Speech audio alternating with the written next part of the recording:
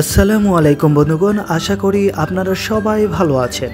আলহামদুলিল্লাহ, আমিও আপনাদের দোয়ায় অনেক বেশি ভালো আছি।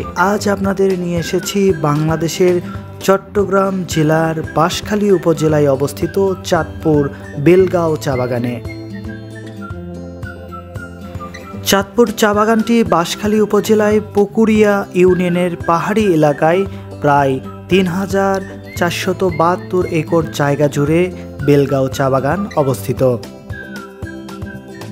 খৈরাছড়া চা বাগান, ক্লিপটন চা বাগান ও কর্ণফুলী চা বাগানের পরেই মানের দিক থেকে এখানে উৎপাদিত চায়ের যেমন রয়েছে পুষ্টি গুণাগুণ, তেমনি এ বাগানের উৎপাদিত চায়ের কদর রয়েছে দেশ থেকে দেশের বাহিরে। এখানে প্রায় ৭০০ একর জায়গায় চা উৎপাদন, সংরক্ষণ ও বিক্রয়ের কাজ চলে।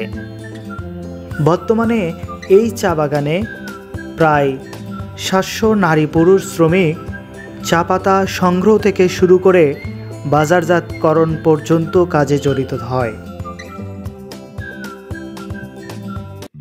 বেলগাঁও চা বাগানটির প্রতিষ্ঠার সঠিক প্রামাণ্য তথ্য পাওয়া যায়নি। লোকমুখে জানা যায় ১৯১২ সালে ইংরেজরা চা বাগানটি শুরু করেন। তখন এই বাগানের ম্যানেজার ছিলেন হিগিন। তবে রেকর্ড পর্যবেক্ষণ করে দেখা যায় বাঁশখালী উপজেলায় লট হল ও লট চাঁদপুর মৌজায় অবস্থিত চাঁদপুর বেলগাঁও চা বাগানটি ১৯৪৭ সালে দেশ বিভাগের পর থেকে মালিকানার অনুপস্থিতিতে অব্যবস্থাপনায় সম্মুখীন হয়। ক্রমান্বয়ে বাগানের অধিক অংশ জমি স্থানীয় অধিবাসীদের অবৈধ দখলে চলে যায়। পরবর্তীতে ১৯৬৫ সাল পর্যন্ত রায়বাহাদুর জমিদারের মালিকানায় ছিল। জমিদার রায়বাহাদুরের জন্ম ছিল কু পরিবারে, তাই এই বাগানের পূর্বে নাম ছিল কু চা বাগান। বর্তমানে চা বাগানটি সিটি গ্রুপ কর্তৃক পরিচালিত হচ্ছে। এই বাগানে যাওয়ার পথেই চোখে পড়ে কর্মিষ্ঠ চা শ্রমিকদের চলাচল। ওরাই চা বাগানের প্রাণ। চায়ের গুণের কথা চীনেরা জানে প্রায় ৫০০ বছর ধরে।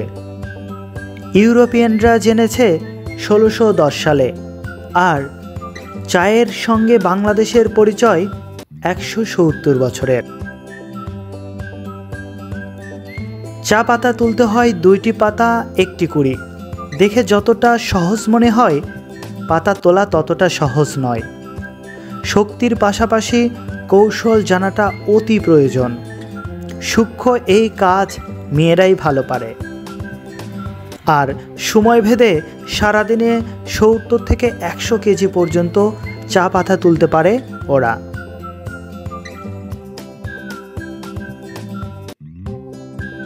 বিশাল বড় এরিয়া জুড়ে চা বাগান।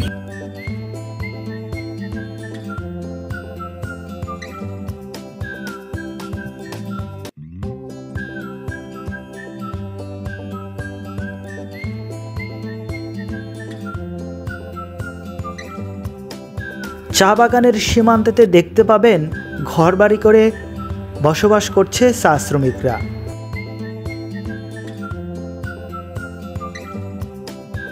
বাংলাদেশের এই চা বাগান থেকে সবুজ পাতাগুলো উত্তোলন করা হয়, আর এই সবুজ পাতা থেকে চা উৎপাদন হয়। চা নিয়ে বিভিন্ন ধরনের কথা রয়েছে। খ্রিস্টের জন্মেরও প্রায় ৩,০০০ বছর আগের কথা।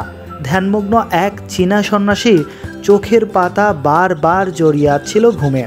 একসময় তিনি বিরক্ত হয়ে তার চোখের পাতা দুটোই কেটে ফেলে দিলেন মাটিতে। আর এমনি করে মাটি থেকে পড়া পাতা থেকে জন্ম নিল চা গাছের। চা নিয়ে এমন ধরনের কথা শুনতে পাবেন দেশ থেকে দেশের বাইরে বিভিন্ন জায়গাতে, যদিও আমি এটা বিশ্বাস করি না। তো বন্ধুগণ, এই বেলগাঁও চা বাগানে আসলে আপনাদের অনেক অনেক বেশি ভালো লাগবে। অনেক সুন্দর একটা সময় কাটাতে পারবেন। আপনি চাইলে আপনার প্রিয়জনকে সঙ্গে করে নিয়ে এই চা বাগানে সময় কাটাতে পারবেন। প্রায় প্রতিদিনই এখানে হাজারো দর্শনার্থী থাকে চা বাগানকে কেন্দ্র করে। তো বন্ধুগণ, আশা করি আজকের ভিডিওটি যদি আপনাদের ভালো লেগে থাকে তাহলে অবশ্যই আমার ফেসবুক পেজটিতে লাইক করবেন, কমেন্ট করবেন এবং এই চা বাগানটি আপনার বন্ধুদেরকে দেখানোর জন্য শেয়ার করতে পারেন।